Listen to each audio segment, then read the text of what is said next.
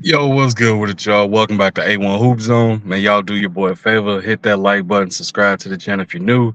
Appreciate you, man. What do we got on deck today? We got Dwight Howard, man. We reacting to Dwight Howard's sit down conversation on Gilbert Arenas podcast. Y'all make sure y'all go check that out, man.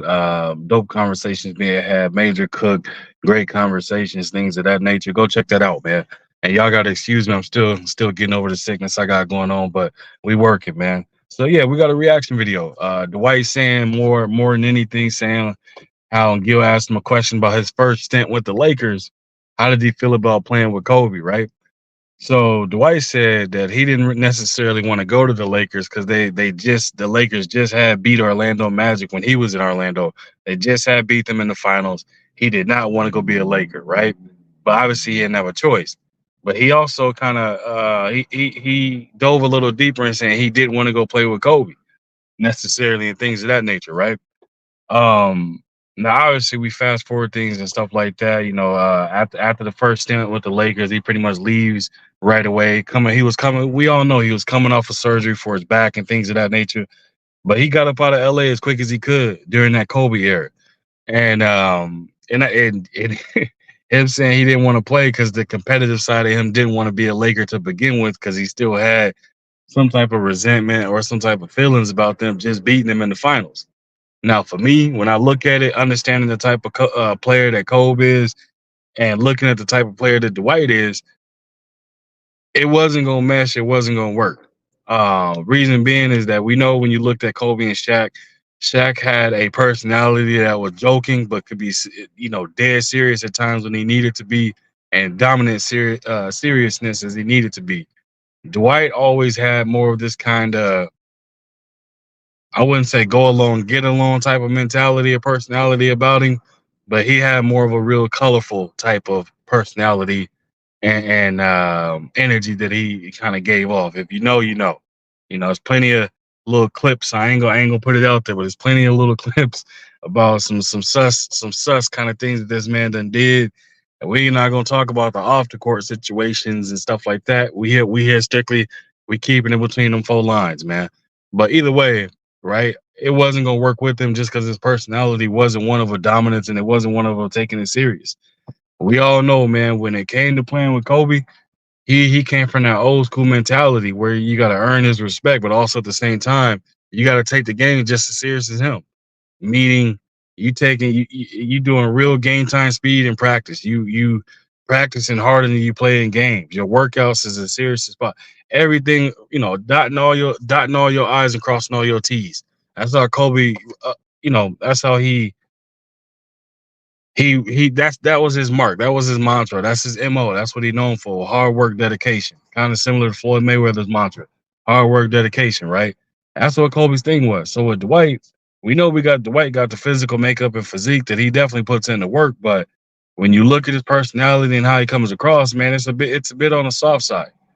With Kobe being old school how he is, and I'm gonna put the clip right there for y'all to see it, man. Kobe was saying that boy is soft, soft. Like he called that boy soft to his face, man. Like, and when you already calling you soft, obviously this happened. Obviously, as y'all can see when Dwight went to Houston, it's one of the things that Kobe done always harbored, knowing that this dude is soft. Like, how else do you put it? When you a person of Kobe's stature that's done played with a multitude of injuries, done played through it and stuff like that, like you expect everybody else to be able to do the same. Now, obviously, with your back, that ain't something you can play around with. You know what I mean? Like when you have back surgery or something like that, that's not something to kind of he powered through it as best as he could, but also at the same time, like you still seeing somebody on a day in and day out basis. So you're getting to understand who that person is and how they are. Dwight was just soft. You know what I mean? Like I don't know how else to really put it, man. When you look at him, just again, you can't help but take into account the things you see on the bench or just interviews he done had with Dennis Schroeder. I think when he was playing with Atlanta, when he was talking about some they couldn't handle the D and giggling and laughing about it, like that's some very sus type of comments and stuff like that, bro. Like again, you dealing with somebody that's old school. So with Dwight acting like that, this ain't nothing new for Dwight. This is something that's always been a part of his makeup. So Cole saw straight through it, man. Like this dude is soft, like plain and simple. No way around it. No beating around the bush or anything of the sort. Just do the soft. So Dwight to say like, he hated it was a bad experience and things that play with Cole because when you used to being a class clown and you walk into a school atmosphere where the class clown gets beat up, there is no class clown. You gonna be uncomfortable. You're not gonna like it. You're not going to be in that type of environment. Now we circle back to Dwight Howard's second stint with the Lakers, obviously with LeBron James. They him and LeBron and Kobe are two different type of beasts. Obviously want the ultimately the same goal, but they two different type of beasts. LeBron got the temperament and patience to deal with the class clown as long as that class clown is being productive. Because we all know LeBron, one of the people, man, he got a sense of humor about him himself. But when it's time to work, he gonna lock in and work. When it's time to do what needs to be done, we see it's time to get to work. It's time to clock in, clock out that clownsmanship, and clock in that businessman. That's the type of like temperament that LeBron got. So with Dwight understanding his second stint there, like he tempered down and toned down the clownish sus type of activity to some degree. And they utilized him in spurts of where like it allowed him to go out there and maximize and play to the best of his ability in short spurts that he was needed.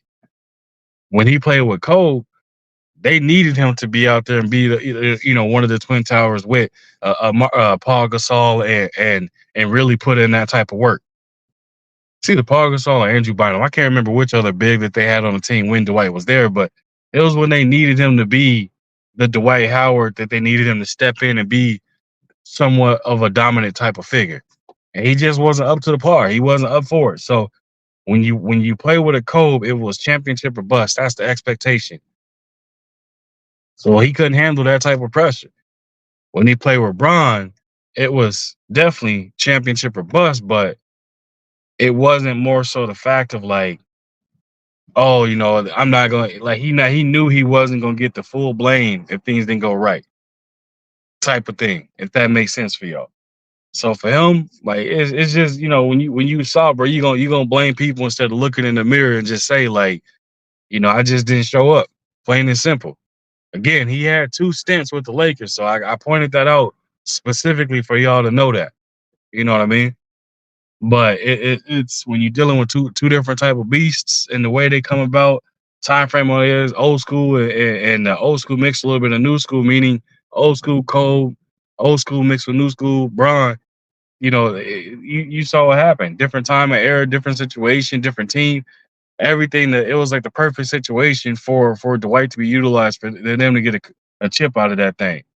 But then come full circle, what happened? He wasn't there that following year.